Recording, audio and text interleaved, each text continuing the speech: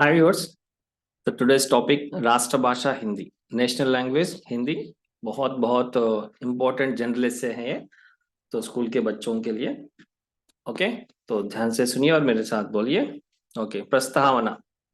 भारत एक विशाल देश है। भारत एक विशाल देश है। भारत ఒక విశాలమైన దేశం। इसमें అనేక राज्य हैं। इसमें అనేక राज्य हैं। దీంట్లో అంటే భారతదేశంలో అనేక రాజ్యాలు అంటే స్టేట్స్ అన్నమాట, అనేక राज्य हैं। प्रत्येक राज्य की अपनी प्रादेशिक भाषा होती है।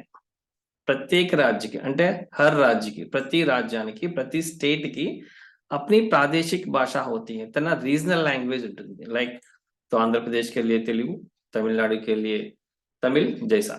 ओके, प्रत्येक राज्य की प्रादेशिक भाषा रीजनल लैंग्वेज होती है। राज्यों के बीच व्यवहार के लिए एक संपर्क भाषा की आवश्यकता है। राज्यों के बीच व्यवहार के लिए అంటే ఒక్కొక్క స్టేట్స్ ఉంటాయి కదండి, హర్ స్టేట్స్ ఎవ్రీ స్టేట్స్ होतेना, तो बीच व्यवहार के लिए అంటే ఆ స్టేట్స్ మధ్య కమ్యూనికేషన్ కోసం, వ్యవహారాల కోసం एक సంపర్క భాషకి ఆవశ్యకత, ఒక కమ్యూనికేటివ్ లాంగ్వేజ్ అనేది అవసరం కదండి। అంటే ఎవరి స్టేట్ లో వాళ్ళ లాంగ్వేజ్ మాట్లాడుకుంటారు, అలా కాకుండా దేశం మొత్తం ఒకే లాంగ్వేజ్ కావాలంటే ఒక కమ్యూనికేటివ్ లాంగ్వేజ్ అనేది అవసరం। सारे देश के काम जिस भाषा में चलाए जाते हैं उसे राष्ट्रभाषा कहते हैं। సారే దేశ్ కే కామ్ అంటే దేశంలో ఉన్న అన్ని పనులు ఏ భాషలో అయితే నడుస్తాయో, అంటే ఏ భాష ద్వారా అయితే జరుగుతూ ఉంటాయో ఉసే రాష్ట్ర భాష कहते हैं, దాన్ని నేషనల్ లాంగ్వేజ్ అంటాం। నేషనల్ లాంగ్వేజ్ అంటాం। భారత్ కి రాష్ట్ర భాష హిందీ है।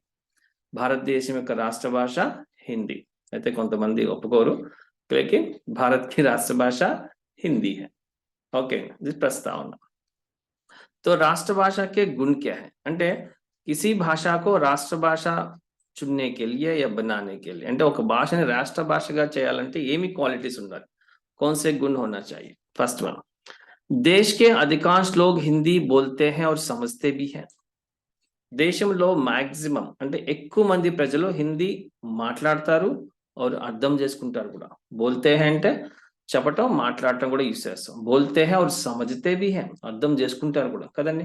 बहुत ज्यादातर लोग है तो మిగతా లాంగ్వేజ్ అంటే అంత అర్థం కానీ హిందీ మనకి ఏమీ తెలియకపోయినా ఎంతో కొంత అర్థం అవుతుంటుంది కదా, మాక్సిమం సమझ सकते हैं, అర్థం చేసుకోవచ్చు మనం। उसमें प्राचीन साहित्य होता है, దాంట్లో ప్రాచీన సాహిత్యం అంటే ఏన్షియంట్ లిటరేచర్ ఉంటుంది। అంటే రామాయణ, మహాభారత, భాగవతాలు ఇవన్నీ మనకి సాంస్క్రిట్ నుంచి హిందీ, హిందీ నుంచి మనం తెలుగు మిగతా లాంగ్వేజెస్ లో ట్రాన్స్లేట్ చేసుకున్నాం కాబట్టి ఒరిజినల్ సాంస్క్రిట్ నుంచి హిందీ కాబట్టి लिटरेचर అనేది మనకు చాలా ఎక్కువగా ఉంటుంది హిందీలో, ప్రాచీన సాహిత్యం, ఏన్షియంట్ लिटरेचर। उसमें देश की सभ्यता और संस्कृति झलकती है। उसमें माने किसमें, हिंदी भाषा में देश की सभ्यता, देश యొక్క కల్చర్, ఓకే, సభ్యత సారీ సివిలైజేషన్ అన్నమాట, అంటే నాగరికత। నాగరికత అంటే ఫస్ట్ నుంచి ఎప్పుడో కొన్ని సెంచరీస్ బ్యాక్స్ నుంచి గతంలో ఎప్పటి నుంచో కూడా ఇప్పటి వరకు మన ఇండియన్ కల్చర్ ఎలా ఉంది, మన ట్రెడిషన్ ఎలా ఉంది, ఓకే, సభ్యత ట్రెడిషన్ ఎలా ఉంది, ఆర్ సంస్కృతి అంటే కల్చర్ అన్నమాట, జలక్తి రిఫ్లెక్ట్ అన్నమాట, అంటే మనకి మెరుస్తుంది అంటే కనిపిస్తుంది అన్నమాట। దేశం యొక్క సభ్యత సంస్కృతులు మనకి దీంట్లో కనిపిస్తూ ఉంటాయి భాషలో, హిందీ భాషలో। ఓకే, సభ్యత అంటే సివిలైజేషన్ मतलब నాగరికత మరియు కల్చర్।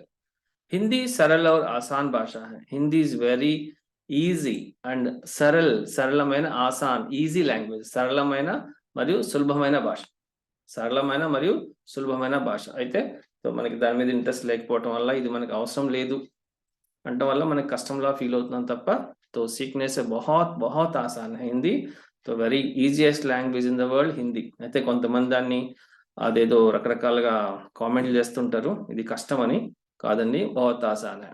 ఓకే, इसकी लिपि देवनागरी है, దీని యొక్క లిపి దేవనాగరి, అంటే స్క్రిప్ట్ ఉంటుంది కదా, అంటే సాంస్క్రిట్ అన్నమాట, సాంస్క్రిట్ నుంచే మనకు వచ్చింది కాబట్టి ఆ లిపిని దేవనాగరి లిపి అంటాం। ఓకే, इसकी लिपि क्या है, देवनागरी।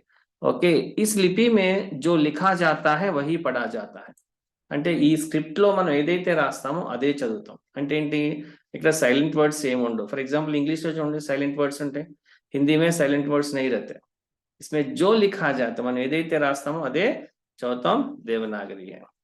इन सारे गुणों के कारण, ఈ గుణాలు, ఈ క్వాలిటీస్ అన్ని కారణంగా हमारे संविधान ने, మన ఇండియా కాన్స్టిట్యూషన్ వారు, మన ఇండియన్ కాన్స్టిట్యూషన్, కాన్స్టిట్యూషన్ అంటే సంవిధాన్, కాన్స్టిట్యూషన్ అంటాం, 14th दिसंबर सितंबर 14th सितंबर ना 1949 के दिन हिंदी को राष्ट्रभाषा के रूप में चुन लिया था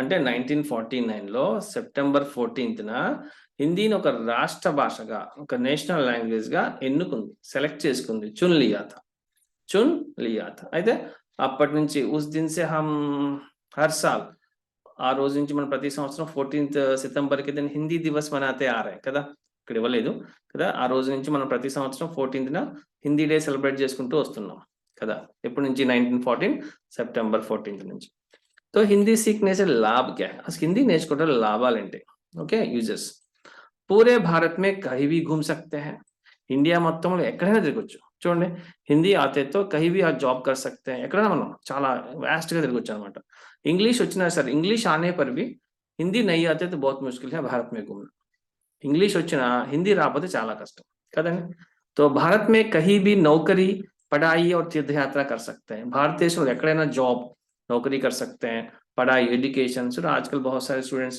अदर स्टेट्स जाकर पढ़ रहे हैं వేరే స్టేట్స్ లో చదువుకుంటుంటారు వేరే స్టేట్స్ లో జాబ్ చేస్తున్నారు ఇంత ముందు అంటే మన ఊర్లో మనం ఉంటే సరిపోయేదండి ఇప్పుడు మనం వ్యాపారం గాని జాబ్ గాని స్టడీస్ గాని వేరే స్టేట్స్ కి వెళ్ళాల్సి వస్తుంది కంపల్సరీగా హిందీ అయితే కావాల్సి వస్తుంది కదా इसलिए आप हिंदी सीखना चाहते हैं मुझे अभी कांटेक्ट कीजिए ऑनलाइन क्लास में बहुत आसानी से घर में बैठकर सीख सकते हैं हिंदी ओके ना ఓకే ఎస్ తీర్థయాత్ర कर सकते हैं తీర్థయాత్రలు కూడా చేయొచ్చు హ్యాపీగా షిరిడి బద్రి ఇలాంటి చార్ధామ్ ఇవన్నీ హ్యాపీగా తిరగవచ్చు హిందీ వస్తే అది రాకపోతే తోడా తోడా ఆతా హై ఆనా జానా ఖానా పీనా ఏం రాదనమాట ఎవరినో తీసుకెళ్ళాలి కదా भारत देश को भारत देश को भारत देश को एकता के सूत्र में बांध सकती है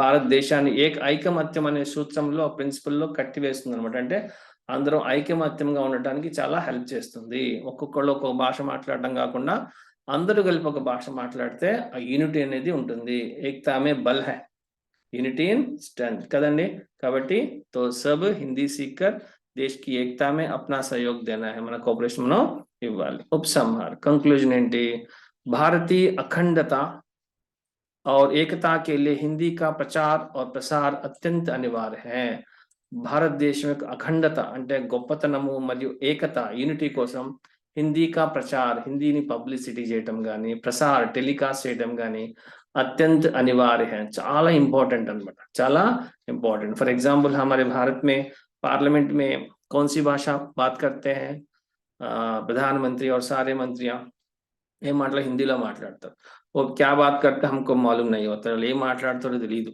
కదా बहुत सारे हिंदी मूवीज रहते हैं लेकिन आजकल पब्लिसिटी तो बहुत बढ़ गया ఇప్పుడైతే హిందీ పబ్లిసిటీ చాలా వాస్ట్ గా ఉందండి ఇంతకుముందు అంటే ఏం ఉండేది కాదు కదా మీడియా కూడా చాలా హెల్ప్ అవుతుంది మనకి हर एक भारतीय को हिंदी सीखने की अत्यंत आवश्यकता है ప్రతి ఒక్క భారతీయుడికి హిందీ నేర్చుకోవడం చాలా అవసరం అత్యంత आवश्यकता है మన ఊర్లో మనం ఉండాలంటే అవసరం లేదు కానీ हमारे गांव में रहने तो जरूरत नहीं पड़ता अगर बाहर जाना है तो जरूर सीखनी है हिंदी हिंदी देश की शान और मान है हिंदी भारत देशाనికి शान అంటే प्राइड मान means respect pride and respect इसलिए आप भी हिंदी सीखिए आराम से घर में बैठकर तो मेरा चैनल सब्सक्राइब कीजिए thank you okay bye bye